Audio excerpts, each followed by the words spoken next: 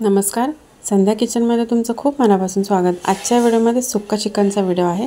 तर अर्धा kilo chicken मी धुवून घेतलेलं आहे आणि आता त्याला घट्ट दही आहे, हे फक्त 2 चमचे दही याला लावायचे। अद्रक लसूण काही मॅरिनेटसाठी काही लावायचं नाही, फक्त दही आणि मीठ लावायचे।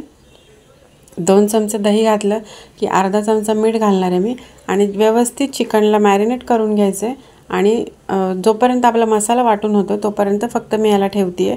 आता मी अर्धी वाटी ओलं खोबरं घेतलेलं आहे, अद्रक लसूण, 1 टोमॅटो आणि 1 मोठा कांदा तो पण परतून घेतलेला आहे। छान बारीक गॅसवर थोडंसं तेल घालून खूप जास्त भाजून घेतलेलं आणि गरम मसाले घेतले, तेजपत्ता, दालचिनी, लवंग, काळी मिरी घेतलेली आहे, इलायची घेतलेली आहे आणि स्टार फूल ते अर्ध घेतलेले ते मिक्सरच्या भांड्यामध्ये घालायचे आणि सगळे मसाले जे घेतलेले आहेत मी ते सगळे एकत्रच वाटायचे। आता अर्धा कप पाणी घालायचे आणि बारीक वाटून घ्यायचे।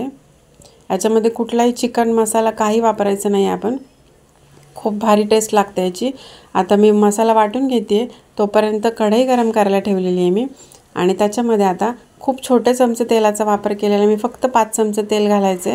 तुम्ही चमचा बघू शकता, त्याची साईज खूप छोटी आहे।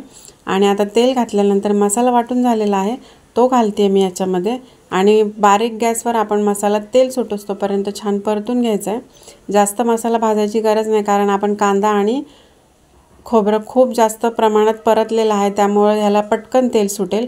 आता अर्धा चमचा मी हळद घातलेली आहे, 2 चमचे मिरची पावडर घालायची।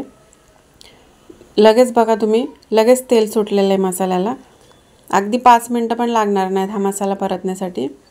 आणि याच्यामध्ये मी पाणी घातलेलं नाही आहे, चिकन शिजल्यानंतर पण यात मी पाण्याचा वापर केलेला नाही आहे।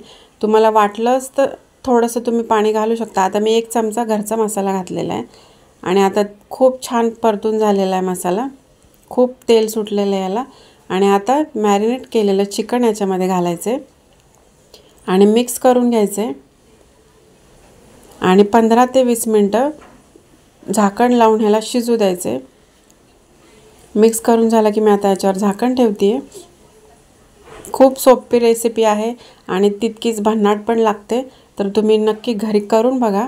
आता 15 ते 20 मिनिटं झालेले आहेत, चिकन छान शिजलेलं आहे, त्याला खूप जास्त तेल सुटलेलं आहे आणि मी चपाती, भात सगळं बनवून ठेवलेलं आहे। आता मी सर्विंग प्लेट तयार करून घेते। तुम्ही चिकन तयार आहे। व्हिडिओ आवडल्यानंतर व्हिडिओला लाईक, शेअर, सबस्क्राईब करायला विसरू नका।